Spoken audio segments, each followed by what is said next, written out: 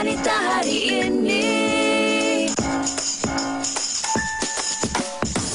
Wanita hari ini bijak mengatur, mengurus mata wanitanya.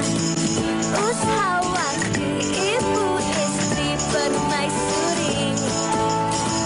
Wanita hari ini di zaman modern masih kekalkan adatnya.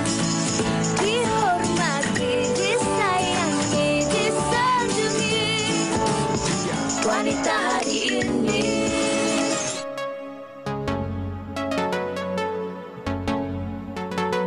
Aku ada type. Kalau aku like, kalau tak aku yeah, swipe. Aku ada type, tak kisah hype ke tak hype. Kalau aku like, kalau tak aku swipe. Yeah, swipe. Tak nak jaga hati, lebih baik aku jujur. Dalam situasi yang ku mengalami, biar tadi yang ku kesali. Dulu dorang bagi tahu kena buat macam ni. Kalau tak confirm tak boleh pergi. Bila aku tak dengar dorang kata ego tinggi. Tak pandai bawa diri, korang boleh pergi. Baby aku ada type. Kalau aku like, kalau tak aku swipe. Yeah, swipe. Aku ada type, tak kisah hype ke tak hype. Kalau aku like, kalau tak aku swipe. Yeah, swipe. Ngada-ngada, bagi si cupid nak segenggam. Diam, sekarang aku nak segalanya. Acam, cabaran buat kebaikan masa depan kau kena letak jawatan. Acam, aku nak susahkan hidup kau. Tak, kau dah terbiasa orang dengar cakap. Kau dah leka, itu sebab kau stuck. Bagi otak, aku lap, aku vibe. Bagi lagi. Hari bebas dera. Kau dapat mati wanna senja. Itu aku like. Pada hujung hari aku susun 10 jari. Moga yang tak bersetuju akan buka hati. Psych, korang boleh pergi. Aku ada type. Kalau aku like, kalau tak aku swipe. Feel me? Yeah. Aku ada type, tak kisah hype ke tak hype. Kalau aku like, kalau tak aku swipe. Aku ada type. Kalau aku like, kalau tak aku swipe. Aku ada type, tak kisah hype ke tak hype. Kalau aku like, kalau tak aku swipe. Jangan swipe, jangan tukar channel. Terus bersama kami di WHI. Anda bersama saya, Skita dan juga Syira. Syira sihat, Syira? Syira sihat, Alhamdulillah. Sugi sihat. Saya sihat dan saya ceria nampak Sugi. Saya pula yang merindui anda, penonton WHI, sebab saya rasa seminggu saya tak bersiaran. Jadi saya harap anda semua dalam keadaan yang sihat sahaja. Betul tu Sugi. Sugi ke mana kalau boleh saya tahu? Saya ke Perak. Saya ke Parit Buntar. Bercuti. Iya, lebih kurang lah. Jadi kami pasti pada musim cuti sekolah ini pasti ramai ibu bapa yang turut membawa anak-anak mereka ke pergi bercuti dan sebagainya. Jadi tolong jaga diri baik-baik, jaga keselamatan, jaga SOP sebab sekarang ni musim hujan. Betul. Cuaca pun tak menentu. Jadi pastikan anda tahu keadaan cuaca semasa dan juga hati-hati. Kami doakan kesejahteraan kita semua yang berada di Malaysia ini. Betul, dan pastinya di WHI kami sentiasa ingin memberikan anda update ataupun perkembangan berita terkini, dan ini sedikit perkembangan berkaitan dengan kes adik Bella. Baik, seperti mana yang kita tahu, ada dakwaan yang diketengahkan di mana adik Bella diikat, dan ini adalah apa yang dilaporkan di My Metro, iaitu Bella, mengikut si tertuduh, Bella memang suka merayau malam untuk makan jajan dan pernah minum susu kotak sampai habis 1 karton, menyebabkan dia cirit-berit.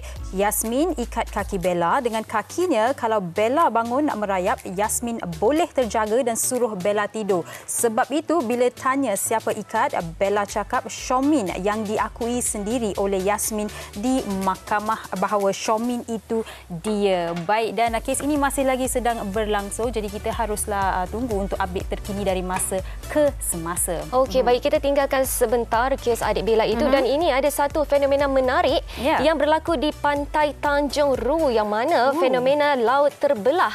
Antara keunikan di pantai Tanjung Ru Langkawi yang dinantikan penduduk tempatan serta pelancong yang mengetahui menerusi media sosial, yang mana untuk pengetahuan penonton, ini adalah fenomena yang unik yang jarang berlaku. Jadi pegawai daerah di sana mengharapkan ataupun beliau menjangkakan bahawa fenomena ini mungkin boleh dijadikan sebagai tarikan pelancong. Bagaimanapun Sugi, diingatkan kepada semua penonton-penonton dan juga mungkin mereka yang akan melawat pantai ini untuk terus jaga keselamatan, kerana kita bimbang air boleh pasang semula ataupun air boleh naik semula. Jadi keselamatan menjadi keutamaan kita semua. Dalam kita bercuti, kita tak naklah tragedi-tragedi yang tidak diingini berlaku. Setuju sangat. Daripada apa visual yang kita lihat tadi tu, wow, sangat menarik. Saya tak pernah melihat fenomena pantai ataupun laut terbelah itu. Awak pernah?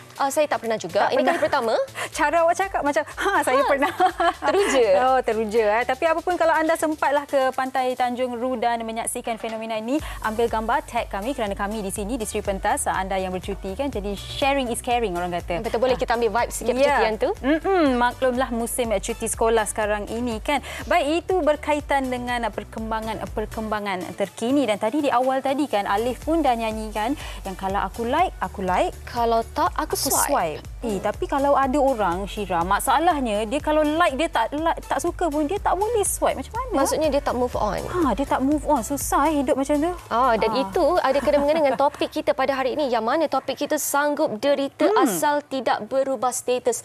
Kenapa perkara ini berlaku? Mungkinkah kerana kita ini bimbang persepsi masyarakat, ataupun kita kata orang bimbang kedudukan anak-anak kita, mungkin kata orang diuji sekiranya tak ada salah seorang ibu dan juga bapa dan sebagainya. Apakah faktor yang menyebabkan individu-individu yang sebenarnya menderita dalam sesuatu hubungan itu masih kekal di dalam hubungan kita, Sugi? Betul, sebab kadang-kadang senang buat kita yang orang kata third party ataupun mereka di luar ini untuk memberikan nasihat. Awak ni, saya tengok awak macam tengah menderita je. Kenapa awak tak nak tinggalkan hubungan ini kan? Fikirkanlah diri awak, selfish lah sikit. Tidak mengapa kalau awak selfish. Tetapi bagi mereka dalam situasi itu mungkin lain kan apa yang dilalui. Jadi hari ini kami nak mengajak anda untuk berkongsi pendapat, berkongsi ataupun bertanya soalan di Facebook WHI ataupun Instagram WHI, dan selepas ini kita akan bersama dengan seorang tetamu yang cukup istimewa untuk berkongsi pendapat beliau juga. Okey, sebelum kita ke perbincangan, kita nak berhenti berehat seketika. Jangan ke mana-mana. Wanita hari ini. Wanita hari ini.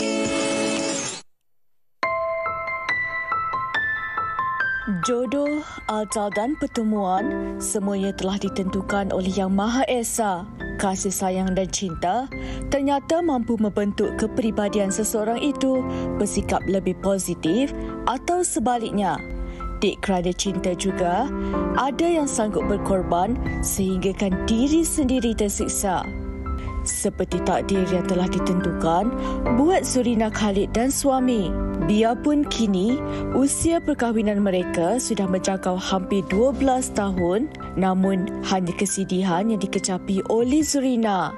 Sudahlah digantung tidak bertali sejak 3 tahun lalu, suaminya hanya akan pulang ke rumah untuk memuaskan nafsu. Pengalaman hitam yang dilaluinya kini membuatkan Zurina trauma dan murung, sekaligus membuatkan kepercayaan dan keyakinan terhadap suaminya hilang dalam sekelip mata. Pada awalnya masa kami masa mula baru kahwin tu memang semuanya okey je. Kami pun memang kahwin sebab atas suka sama suka lah. Tapi lepas masuk tahun ke-9 kami dah mendirikan rumah tangga macam tu, saya rasa saya dah mula nampak macam perangai dia dah mula berubah sikit demi sikit lah.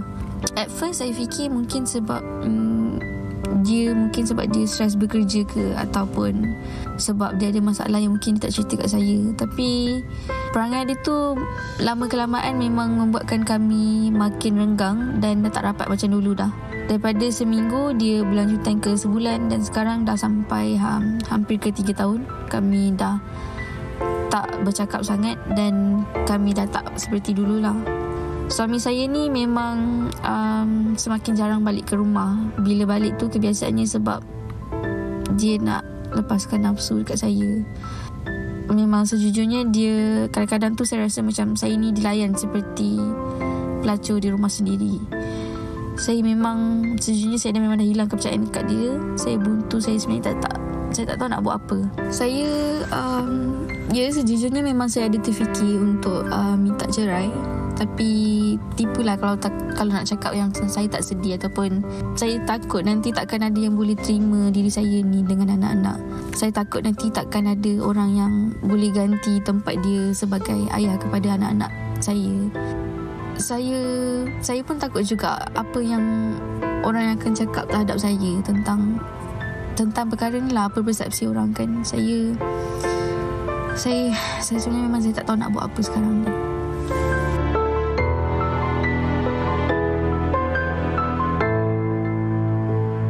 Baik, itu dia tadi pengakuan daripada seorang isteri yang mahu dikenali sebagai Puan Zurina Khalid Sugi. Kalau kita bercakap mengenai percintaan ataupun sebuah perhubungan dan juga perkahwinan ini, pastinya semua orang mahukan kebahagiaan, namun ada di antara mereka yang bahagia mereka ni sekejap, lebih banyak penderitaan daripada kebahagiaan, dan itu yang ingin kita kongsikan pada tengah hari ini, Sugi. Betul, tapi kita nak mulakan perbincangan ini dengan membaca komen-komen dari anda. Ini dia komen daripada Natira Muhammad Yusof. Berpada-padalah, jika masih mampu bersabar, teruskanlah. Jika tidak, kita berhak untuk bahagia. Anak memang tidak suka ibu bapa berantakan, tapi lama-lama dia akan faham dan memilih untuk bertenang. Ini satu lagi yang saya suka juga. Dia short and sweet orang kata. Silakan. Daripada Siti Ila, swipe jika terlalu stres lebih baik. Okey, baik, senang nak cakap Siti Ila, tapi mungkinkah situasi ini berbeza bagi setiap individu yang melaluinya. Jadi kita ingin terus bersama dengan Profesor Madya Dr. Melati Sumari selaku dari Jabatan Psikologi Pendidikan dan Kaunseling Fakulti Pendidikan Universiti Malaya. Terima kasih Prof bersama kami hari ini. Sama-sama. Selamat tengah hari Syira, Sugita. Selamat tengah hari Prof. Ini penonton kali ketiga saya memberitahu Prof yang saya suka sangat nama Prof, Melati Sumari. Sedap untuk sedap kita sangat. sebut, sedap untuk kita dengar. Baiklah Prof. Baiklah Prof, kalau dapat saya buka topik perbincangan kita pada tengah hari ini, sanggup derita asalkan tidak berubah status. Kenapa ada insan-insan, individu-individu yang sanggup menanggung derita dalam sesuatu perkahwinan itu? Okey, pertamanya kita kena tengok, kita lihat daripada masyarakat Asia lah. Kalau kita kaji, masyarakat Asia ni dia dikategorikan sebagai masyarakat kolektivis. Okey. Kolektivis versus individualistik lah kalau di barat tu biasanya, ataupun Europe. So kolektivis ni dia ada satu ciri dia yang dipanggil group approval. Maknanya apa kita buat ni kita rasa nak kena orang lain terima. Jadi salah satu daripada banyak-banyak approval tu ialah macam kita tahu dalam masyarakat kita, tak kira bangsa pun, bila saya bercakap dengan kawan saya, of course yang bangsa Melayu, yang bangsa India ke Cina pun, ada macam kalau you single, orang kata kenapa tak kahwin. Bila you berkahwin, kenapa you tak ada anak. Bila anak you cuma perempuan je, kenapa tak cambah lagi. Macam-macam. Dia tidak berakhir. Tak tahu bila akhir dia. Itu jadi, okey, kita tak boleh kontrol orang di luar. Tapi kita boleh kontrol diri kita kan? Setuju. Betul. So jadi bagi orang yang dia sangat berpegang, tanpa dia sedar benda tu, dia belajar daripada masa dia membesar sebenarnya. Dia tak, bukannya dia ajar kat kelas you mesti ikut kata orang, tak ada. Tapi kita kita yang penting orang nampak kita okey. Itu dipanggil group approval. So jadi oleh kerana dia dah dapat status tu kan, macam sebab itulah kita sangat mengagungkan perkahwinan, which is good. Tetapi kita tidak nafikan bukan semua perkahwinan itu perlu diteruskan kalau dia toksik. Betul. Sebab itulah undang-undang pun dia ada marriage and divorce, perkahwinan dan perceraian. Mana ada undang-undang tu boleh berkahwin je, tak boleh bercerai. Kerana benda-benda ni. Jadi kalau seseorang tu dia pada saya salah satunya kalau dia punya punca dia kerana kita fikirkan apa orang kata, macam tadi kan video klip tadi, apa orang kata. Macam contohlah, katalah kita pakai baju, kita rasa cantik, orang mesti puji. Kalau orang tak pandang pun nak cerita, sebab bila kita fikirkan apa orang kata. Sedangkan kalau kita lihat diri kita, adakah kita nak pakai baju yang selesa ataupun baju yang orang suka? Begitu juga kehidupan kita. Adakah kita nak apa orang kata tentang status kita dan tapi kita merana, kita tak bahagia, kita tak tahu hidup kita ni apa, ataupun kita nak mencari kebahagiaan. Macam tadi komen dekat media sosial tu. Jadi dia kalau kita nak faham tu, kita kena tengok daripada pertama budaya lah sebenarnya. Budaya kita memang macam tu. In fact, ada ibu bapa yang saya pernah jumpa, ada satu kes, dia nak bercerai sebab perkahwinan tak bahagialah. Tapi ibu dia sendiri yang tak bagi. Ibu kepada isteri ni yang tak bagi. Maknanya walaupun dia tahu rumah tangga anak dia tu dah tak boleh survive dah. Ibu sendiri. Jadi nampak tak adanya campur tangan juga daripada extended family yang juga rasa mesti kekalkan status sendiri. Saya tak nak anak saya ni jadi janda. Sampai macam tu sekali. Jadi banyaklah faktor itu salah satulah. Dan penderitaan ini bukan setakat penderitaan yang fizikal. Kalau fizikal orang kat luar boleh lihat kan Prof, tetapi kalau penderitaan dari segi mental dan emosi tidak semua orang boleh merasainya. Dan saya suka bila Prof bercakap mengenai status dan mungkin Prof boleh olah sedikit apa sebenarnya yang kita kaitkan dengan status. Adakah setakat status seorang sebagai janda ataupun ada status-status ekonomi dan sebagainya Prof? Ya, betul. Sugita, memang dia bukan setakat status dari sudut marital status semata-mata. Tetapi ada juga setengah lah perkahwinan yang mungkin dengan perkahwinan itu dia akan meningkatkan status. Contoh, ekonomi dia akan lebih baik lah melalui perkahwinan tersebut. Dia mungkin berkahwin dengan orang yang mempunyai sumber keuangan yang stabil, bagus. Jadi dia dah dapat satu status ekonomi yang lebih baik. Macam contohnya kalau kita tengok status sosioekonomi rendah pergi kepada pertengahan, pergi kepada tinggi dan seterusnya. Jadi bila dia dah dapat status tu dengan dengan perceraian ke misalnya, kemungkinan status tu dia akan ditarik balik. Ditarik balik oleh status lah. Jadi dia kena mulakan hidup tu daripada A. Ada orang yang tak sanggup sebab mungkin selama-lama ini orang-orang keliling dia dah tahu you dah macam ni statusnya, you nak patah balik. Jadi balik semula pada apa saya cakap tadi, apa orang kata juga kan, status sosioekonomi. Tapi ada juga yang memang contohnya dia memang mungkin tidak ada sumber pendapatan langsung. In fact kalau kat universiti kita buat kajian pun actually ada je kajian wanita yang dia contoh dia kena dera bertahun-tahun tetapi dia mencari jalan bagaimana dia nak keluar. So dia telah buat apa dipanggil long term plan, macam mana dia nak buat satu persatu. So dia tak minta perceraian tu terus, dia akan ambil step by step. Jadi bila semua dah everything in place baru dia filekan perceraian, masa tu dia dah tak kisah dah. Jadi sebab itu kalau wanita yang bijak dia akan plan. Kita pun faham bukannya seperti mana orang berkahwin, dia jumpa, dia jatuh hati, jom kita pergi pejabat perkahwinan. Tak ada. Begitu juga perceraian bukan bangun pagi, jom bercerai. Tak ada. Orang akan ada proses. Jadi wanita yang kami kaji tu dia macam tu. Dia ambil masa sedikit, dia plan. Bila plan tu semua dah jadi, dia ambil masa, ada yang berbulan, ada yang lebih setahun. Tapi bila dia keluar tu, dia dah kuat. Dia dah tak peduli apa orang kata sebab semuanya dah disusun. Kerana itulah pentingnya pada saya lah, Tuhan bagi kita akal, kita gunakanlah akal kita tu untuk merancang. Macam itulah. Itu dia, persediaan mental dan juga fizikal untuk keluar daripada hubungan yang toksik itu. Tadi kerap kali juga Prof dan juga Sugi ada katakan bahawa individu-individu ini takut kehilangan status dan hidup berpandukan kepada pandangan orang ramai. Persoalannya, apakah kesan psikologi terhadap individu berkenaan bila dia terus berada dalam situasi ini, terus fikirkan apa orang luar nanti nak fikir dekat dia? Okey, kesan psikologi ni kita tengok pada dua kumpulan. Pertama kat individu itu sendiri. Katalah individu itu sendiri, dia apa erti perkahwinan kalau tak bahagia? Kan? You balik rumah, you tengok pasangan you pun tak tengok pun tak apalah. Macam tu kan. Jadi rumahku, syurgaku tak ada. Ataupun macam tadi, kan yang video klip tadi, dia duduk tapi jumpa 3 bulan sekali. Dia macam single, betul tak? Jadi dia sendiri sebut tadi, dia rasa dia macam pelacur di rumah sendiri. Dia sendiri yang menyatakan. Jadi apa fungsi dia? Sebab dalam perkahwinan, dalam agama pun, isteri ke suami bukanlah tujuannya seksual semata-mata. Kan? Dia ada banyak peranan-peranan lain. Jadi kalau dia meneruskan tekanan tu, kalau dia bekerja, dia mungkin akan menyendiri tu salah satulah sebab dia tak mahu orang tahu pasal hidup dia. Sekarang orang macam ni, dia tak nak orang tahu pasal hidup dia. Dia nampak cantik, maksudnya cantik dari sudut pandangan so macam tu. Tetapi yang lebih parah ialah pihak ketiga yang kita tak sedar. Tadi wanita tadi dia sebut tentang anak-anak. Percayalah Syira dan Suji, saya ada satu kes ni, anak dia ni dia melihat ibu bapa mak dia ni suffer untuk sehingga meninggal bapa dia ni, sehingga mak dan ayah dia meninggal. Jadi dia belajar satu perkara, dia kata dia bila dia berkahwin anak ini yang lelaki dia juga mendera isteri dia. Jadi bila isteri dia ni pula isteri yang mungkin celik akal, isteri dia cuba mendapatkan hak. Jadi bila isteri dia cuba mendapatkan hak tu, dia tak faham. Dia kata, kenapa pula isteri dia nak dapatkan hak dia, dapatkan apa dia panggil yang kalau kita report polis boleh tahan daripada mendekati tu kan, ada kan undang-undang tu kan. So jadi sebab dia kata semasa dia membesar, dia melihat bapa dia mendera mak dia dan mak dia boleh jadi isteri yang solehah, menerima seadanya. Nampak tak?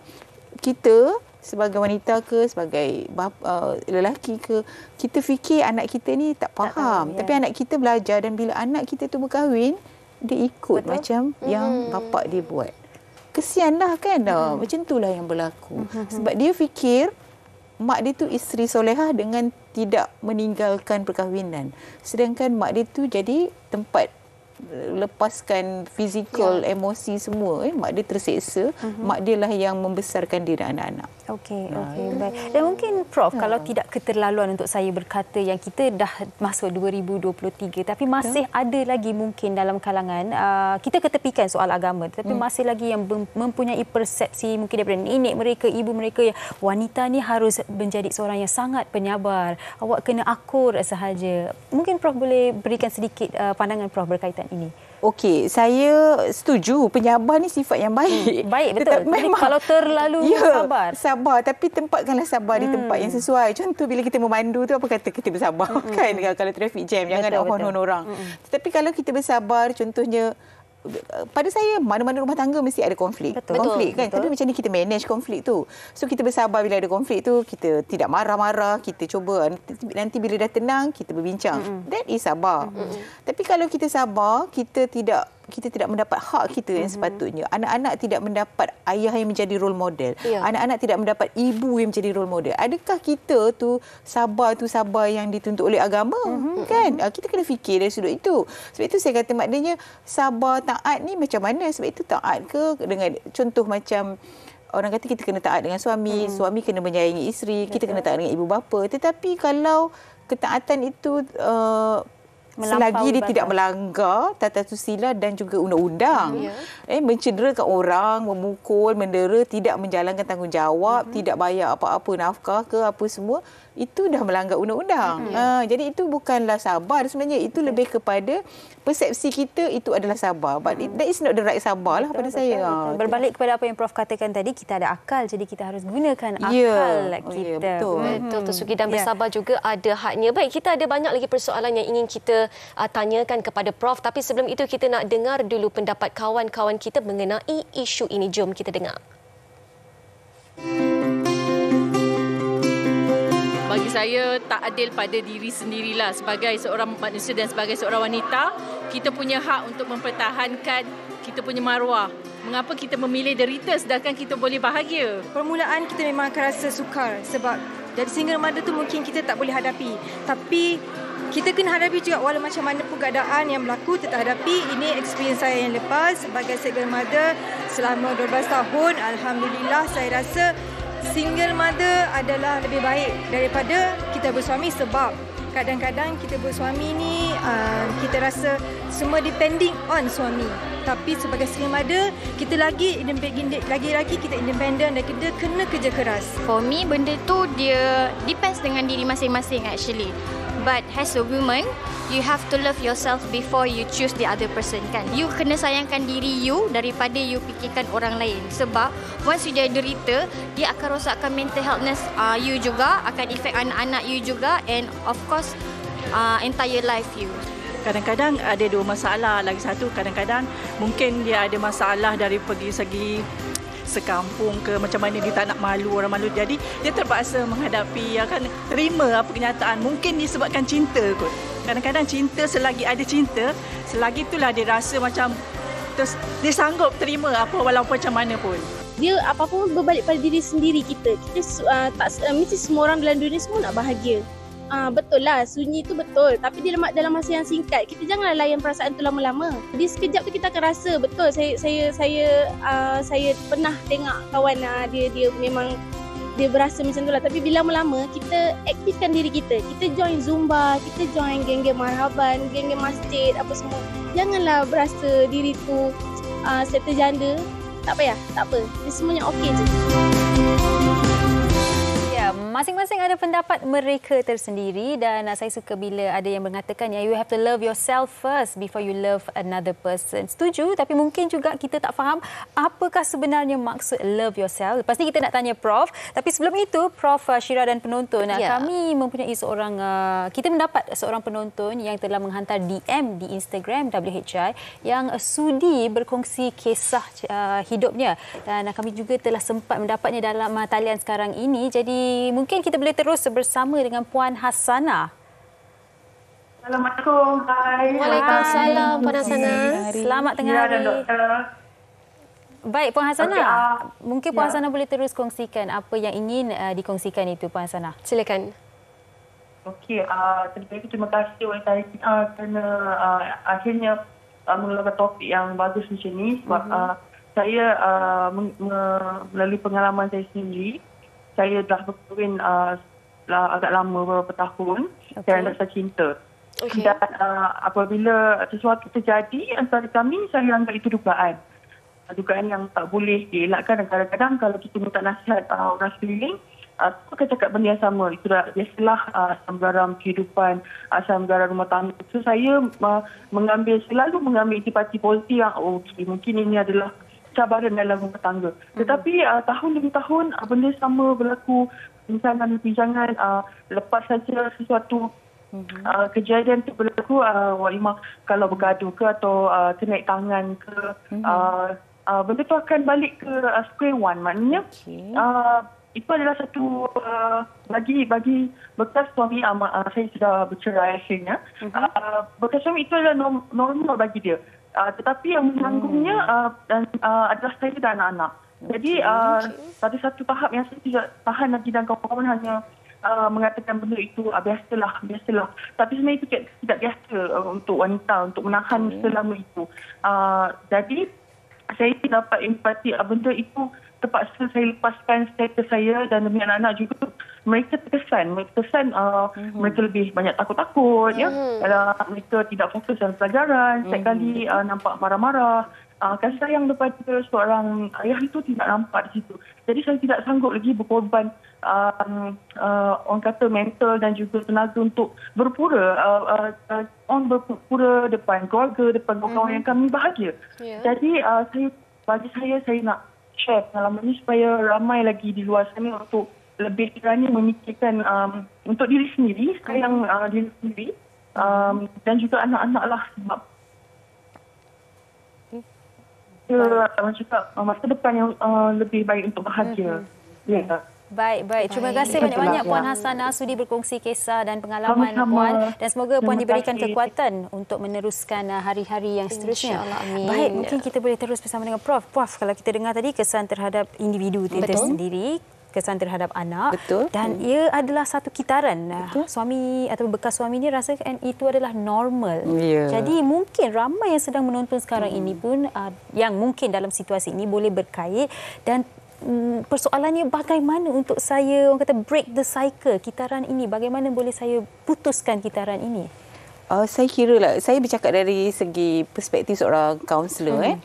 Pertama sekali, kalau ingin dapatkan, nak break kan, nak pecahkan, kenapa saya kena ada macam dipanggil turning point lah untuk saya berubah. So jadi individu itu dia kena dapatkan someone yang boleh membantu dia untuk dia berubah. Kalau dia cuma cerita saja dengan kadang-kadang kawan-kawan cuma boleh dengar.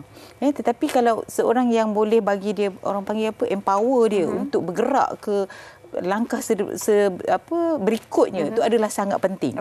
Itu adalah sangat penting.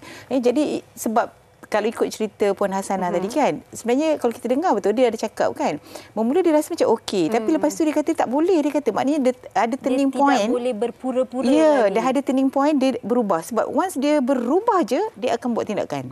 Jadi kita nak bantu individu tu, dia sampai dekat point tu supaya dia terus ambil tindakan. Tapi sebelum dia sampai kat point tu, memang ada setengah orang dia akan proses tu sendirilah macam ni. Tapi ada orang dia tak ada, dia akan lembik je terus.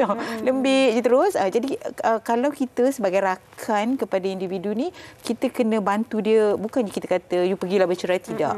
Kita kena lebih okey, sekarang apa yang awak nak dalam hidup awak kan? Macam mana ni? Apa yang saya boleh bantu untuk awak mengakhirkan penderitaan ni? Jangan sesekali cakap bercerailah ke apa, sebab kita tak tahu apa yang terbaik untuk dia.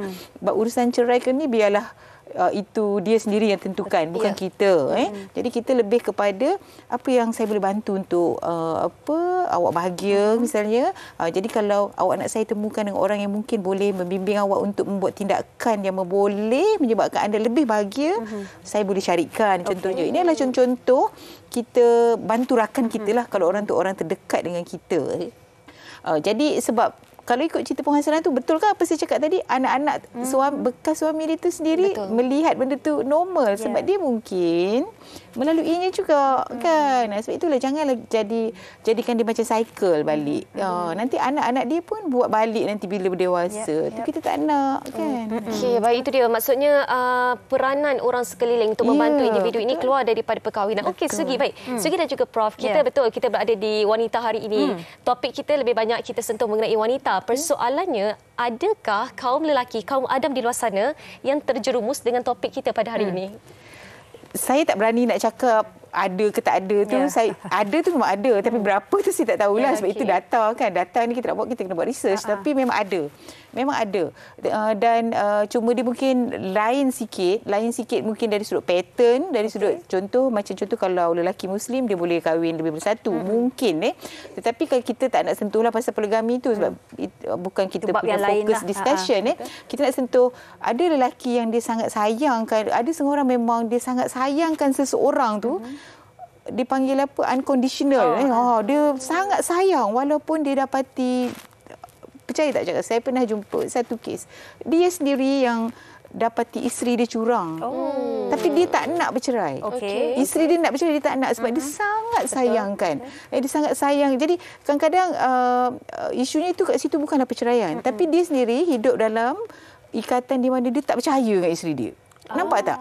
Kalau dia boleh lupakan dan terus mulakan balik hidup, dia boleh percaya balik, tak apa. Tak juga. Dia menderita. Dia menderita sebab dia rasa suami dia, isteri dia ni curang, dah pernah curang memang yang dia sendiri yang tangkap. Jadi depan mata dia bukannya orang bawa cerita. Jadi dia sendiri hidup di dalam keadaan tidak bahagia. Jadi sebab itulah kalau dia sendiri tidak bahagia kan, jadi dia macam mana dia nak teruskan menjadi seorang bapa yang baik. Dan dia bila dia sendiri macam mengesyaki isteri dia, walaupun dia kata dia dah maafkan, dia akan efek juga kepada layanan kepada anak-anak. Dia mungkin akan kata, betul ke ni anak aku? Dia nampak tak? Benda-benda seperti itu. Jadi benda itu tidak sehat dalam sesebuah ikatan kekeluargaan. Jadi cuma dari segi kaunseling ni, saya cakap tu teranglah, kaunseling perkahwinan keluarga ni orang lelaki jarang mengadu. Orang lelaki jarang mengadu. Tetapi itu tidak bermaksud orang lelaki tidak bermasalah. Jadi kita kena bantu dua-dua lah. Kita kena bantu dua-dua sebab ada memang orang lelaki yang perlukan bantuan emosi. Dan mereka sebenarnya nak keluar daripada ikatan tu kerana, tapi dia tak berani tu bukan kerana, mungkin bukan sebab status sangat kot, tapi lebih kerana kasih sayang dia yang tidak berbelah bagi. Tetapi sebenarnya dia kasih sayang tu dah tercalar kat situ. Macam itulah. Ada juga yang dia rasa dia tak nak.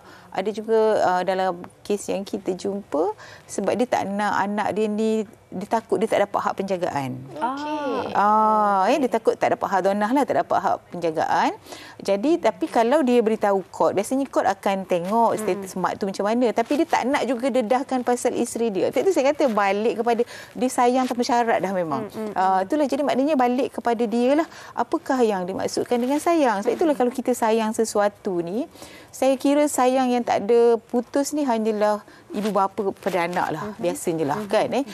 Perkahwinan ni sebab itu dia ada perjanjian. Anak-anak dengan ibu mana ada perjanjian. Kau mesti jadi mak aku mesti jadi anak kau. Tak ada kan? So jadi perkahwinan ni dia ada perjanjian. Sebab perjanjian ni dia memang boleh ditamatkan. Macam itulah. Okey, baik. Dan Prof, saya nak tanya juga. Tadi kan kita dah dengar self-love banyak. Dan Prof pun tadi sempat berkongsi kalau kita tak bahagiakan diri kita dahulu, bagaimana kita nak bahagiakan orang di sekeliling. Jadi self-love ni luas, Prof. Dalam konteks kita hari ini, apakah yang harus mereka faham berkaitan dengan self-love? Okey, cintai diri sendiri. Kita dengarlah macam-macam orang kat luar sana cakap. Cinta orang ni kita faham. Cinta kat diri sendiri. Apa benda cinta kat diri sendiri kan? Pada saya, kalau kita nak tengok dari sudut yang lebih tepat, ialah kita tahu apakah hak kita. Kita tanya pada diri kita, berapa ramai orang yang berkahwin, dia cuma sebab saya cintakan dia. Tapi apakah yang hak-hak saya dalam perkahwinan? Apakah hak-hak suami, apakah hak isteri, apakah hak anak-anak dalam satu ikatan kekeluargaan? Berapa ramai yang tahu kalau misalnya berlaku macam ni, sebab kita dengar banyak kes kat luar sana. Apabila contohnya katalah suami atau isteri meninggal, dia sendiri tak tahu hak macam mana nak uruskan harta tu, semua hak kan. Jadi perkara-perkara ni dia tak tahu. Jadi bila dia tak tahu, dia fikir dia tak ada hak. Jadi dia harus ikut saja apa yang telah tentukan untuk dia. Jadi sayangi diri sendiri, maknanya tahu hak anda. Hak kita sebagai seorang wanita, hak kita sebagai seorang lelaki, kat mana kita nak mengadu. Janganlah adu pada... Ada orang dia mengeluh banyak-banyak kat media sosial. Dia kata tak bahagia. Tapi bila kita minta dia jumpa profesional, dia tak nak. Betul. Jadi bila kat media sosial, mula-mula orang baca orang kesian. Tapi percayalah cakap saya, bila orang terlalu post, katalah kita ada seorang dia post, dia kecewa hari-hari. Lalu kita meluat. Ya, betul. Jadi sebab you telah meluahkan pada tempat yang tak sepatutnya. Sekali tu mungkin okey. Tapi bila dia berkali-kali, orang dah kata something is not right with this person. You kena buat sesuatu. Macam tu lah. Boleh mengeluh, nak komplain, boleh. Tapi awak harus cari cara penyelesaiannya. Action tu penting. Kan? Kalau mengeluh kalau you sayang diri you kan. Tadi kan kita cakap self-love kan. Okey, baik Prof. Kalau boleh kami dapatkan sedikit kata-kata terakhir daripada Prof, macam mana secara ringkasnya untuk kita bantu individu-individu ini untuk keluar daripada hubungan toksik ini. Silakan Prof. Okey, untuk keluar daripada hubungan toksik ni, pertamanya kita lihat apa masa mula kita mengikat hubungan tu. Apa tujuan? So adakah tujuan tu, of course lah, bila kita memulakan perkahwinan ni, kita ada macam-macam impian. Bukanlah semua impian tu akan dapat direalisasi. Kadang-kadang impian tu tak realistik pun kan. So jadi kita tengok apakah impian yang realistik. So katalah impian tu dia patut direalisasikan. Contoh, menjadi ibu yang penyayang, menjadi bapa yang penyayang, menjadi ibu dan bapa yang bertanggungjawab terhadap anak-anak. Jadi kalau ada benda tu yang tidak terrealisasi, malahan makin teruk, so kita fikir perjanjian yang kita buat, perkahwinan adalah perjanjian. Adakah perjanjian tu perlu ditamatkan ataupun perlu diteruskan? Jadi kalau misalnya kita kata kita derita tapi kita memilih untuk kekal, jadi siapa kita nak salahkan? Kita boleh salahkan ramai orang. Tapi kita hanya boleh mengawal diri kita. Betul. Kita tak boleh kawal jiran kita. Kita tak boleh kawal kawan kat office kita nak mengata. Kita tak boleh kawal orang dekat luar rumah kita nak mengata, you ni janda lah, you ni duda. Kita tak boleh kawal dia orang. Tapi kita boleh kawal diri kita, insyaAllah. Okey, baik.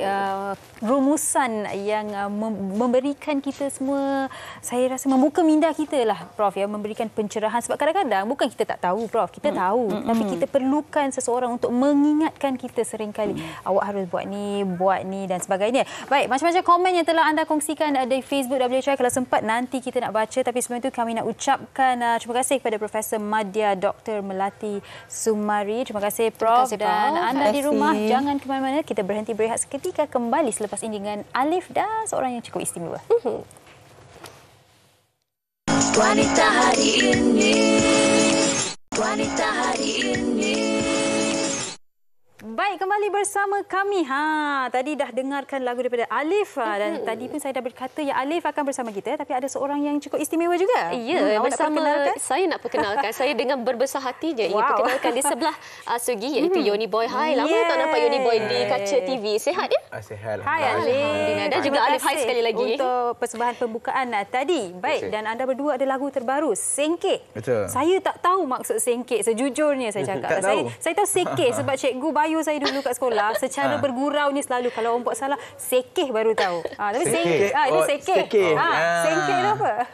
Sengkek tu basically kekurangan boleh kata wang atau resources tak cukup duit, tak cukup makanan. Sengkit lah. Kira dalam bahasa Inggeris, I'm broke lah. Sengkit. Kind like it. Okay. So ceritalah sikit tentang Sengkit ni. Lagu ni tentang apa? Saya tulis lagu ni pasal macam mana saya ada boleh ada kat bawah tu and then grind diri saya ni sampai naik atas. Daripada sengkit, cuba untuk cari diri dalam industri, macam itulah. Itu jalan cerita lagu Sengkit, untuk bagi mesej kat orang yang walaupun sengkit kita boleh berjaya. Buatlah berjaya. Okey. Baik, dan mungkin Alif boleh kongsikan juga, Alif, berkaitan dengan lagu ni. Dengar kata lagu ni akan dikeluarkan esok ke lusa? Esok ke lusa. Bila? Akan dikeluarkan lusa. Lusa. Okey. Ataupun midnight. Saya tak sikit sebab cikgu bio saya dulu kat sekolah. Wow. Okey, tak apa. Teruskan. Itu kejutan buat kita semua. Esok midnight audio akan keluar. Dan jam 9 malam music video. Baik, jadi set alarm 9 malam di YouTube ya? Ya, benar. Okey. Lagu ni ditulis oleh Yoni Boy sendiri, maksudnya dan juga bersama. Ini kolaborasi kali pertama atau macam mana? First time. Mana datangnya idea untuk bekerjasama ni? Sebenarnya dia last minute. Ni lagu Yoni sebenarnya, Sengkit ni lagu Yoni. Saya ada dengar beberapa demo dalam studio. Producer Sonawan, dia mainkan beberapa demo, and then salah satu demo adalah Sengkit. Saya dengar, saya suka, saya cakap letak tepi je. Kita memang biasa buat macam ni kat studio, tapi apa yang akan jadi dengan lagu tu kita tak akan tahu. Tapi kebetulannya 2 minggu kemudian saya dapat call, and then kata, kita betul-betul nak buat lagu Sengkit. Jadi agak rushing, tapi sebab dia semua like serasi kan, semua ngam. So kita okey. Baik, dan Alif juga ada lagu terbaru tak lama lagi, Check ya? Check dah keluar dah. Minggu 2 minggu lepas. Minggu lepas. Saya pun hilang. Saya pun lupa. Okey, Check dah keluar, tapi masih lagi tengah mempromosikan Check, dan sekarang ni akan mempromosikan lagu Sengkit yang akan keluar esok jam 9 malam di YouTube. Baik Yuni, apa-apa message kepada pesanan atau kepada orang kata peminat-peminat awak lah? Okey. Saya just nak korang tahu lagu ni dia personal sikit untuk saya adalah. Jadi saya harap korang semua enjoy and korang boleh sama-samalah share lagu tu bila dah keluar. Terima kasih. Okey, Alif ada apa-apa kata? Sokong Yoni Boy. Wow. Itu dia ringkas dan padat. Baiklah, Yoni dan juga Alif, kita ucapkan selamat maju jaya. Semoga lagu ini ke pentas AJL. Amin. Kami doakan kejayaan anda berdua. Baiklah, Sugi. Kami nak dengarkan lagu Sengkit ni, tak sabar. Jadi anda buat persiapan, kita akan ke tepi ke sana dan menikmati lagu ni. Okey. Alright. Silakan. Sengkit daripada Yoni Boy dan juga Alif.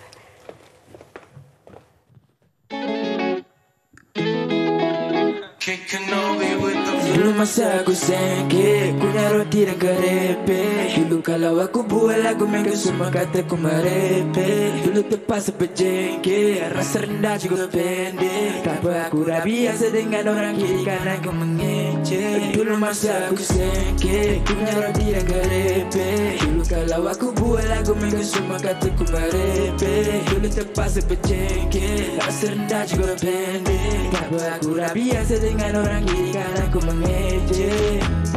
Mimpi aku tinggi sangat, aku tahu kau rasa mendarat. Semua berisyarat, tak payah tempat lebih agak ni. Kalau muka pecah, aku yakin akan sampai ke Hollywood. Walau macam mana, aku masih cuba anything neraka. Walau jadi macam mana, aku tetap orang sama. Aku masih jadi orang mana dulu semua tak percaya. Diorang tak tanya proses, tu mana kek yang ditanya. Diorang semua buat lupa bila jadi baru dibicara. Dulu masa aku sengkit, punya roti dan kerepek. Dulu kalau aku buat lagu, mereka semua kata aku merepek. Dulu terpaksa berjengkel, rasa rendah juga pendek. Tak apa, aku dah biasa dengan orang kiri kanan aku mengecek. Dulu masa aku sengkit, punya roti dan kerepek. Dulu kalau aku buat lagu, mereka semua kata aku merepek. Dulu terpaksa berjengkel, rasa rendah juga pendek. Tak apa, aku dah biasa dengan orang kiri kanan aku mengejek. Thanks sebab pandang rendah. Aku suka dengan bila orang bercakap besar, sumpah kelakar. Aku belajar orang tak salah, cuma tak sedar aku ni bijak. Kalau sekarang dong kat bawah, aku janji aku tak pijak. Lagi masa dah ada, lagi masa ada drip. Jangan sekarang tengah belanja fit, take a pic, snap. Tiap hari rindu mama, ada perkara yang tak berubah. Dengan masa ada hikmah, aku masih ingat dulu masa aku sengit, kunyah roti dan keripik. Dulu kalau aku buat wanita hari ini. Tanda-tanda anda berada dalam hubungan yang toksik part 1. Salah satu tanda anda berada dalam hubungan yang toksik adalah apabila berlaku salah faham, apabila berlaku pergaduhan, anda bukan berusaha untuk selesaikan masalah tersebut, anda cari kesalahan pasangan anda juga lakukan perkara yang sama dan akhirnya masalah tak pernah selesai sebab anda saling mengungkit kesilapan dan kekurangan pasangan anda. Boleh kan?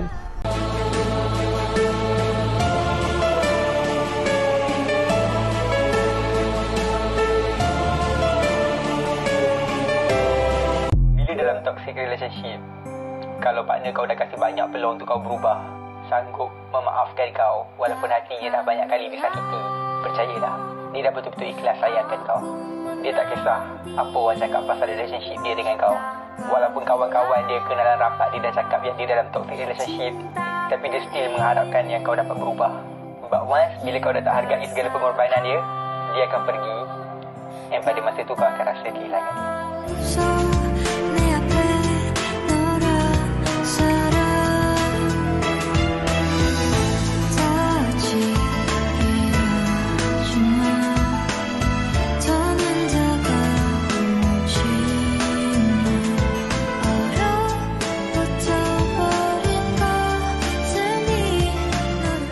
Okey, itu dia masih lagi bersama kami di Wanita Hari ini selama 1 jam ini dan itu dia tadi sedikit rumusan yang dibuat oleh rakan-rakan kita di TikTok selama mana perlu kita bersabar, banyak mana peluang yang kita perlu berikan. Bukanlah kami di Wanita Hari ini mengharapkan perpisahan dan sebagainya, namun kita wajar untuk kita hormati diri kita sendiri dan kita sebagai manusia juga berhak untuk bahagia, Sugi. Betul, saya setuju sangat dengan apa yang Syira katakan dan berbalik kepada apa yang Prof kongsikan juga, self-love dalam konteks ini adalah untuk kita mengetahui hak kita.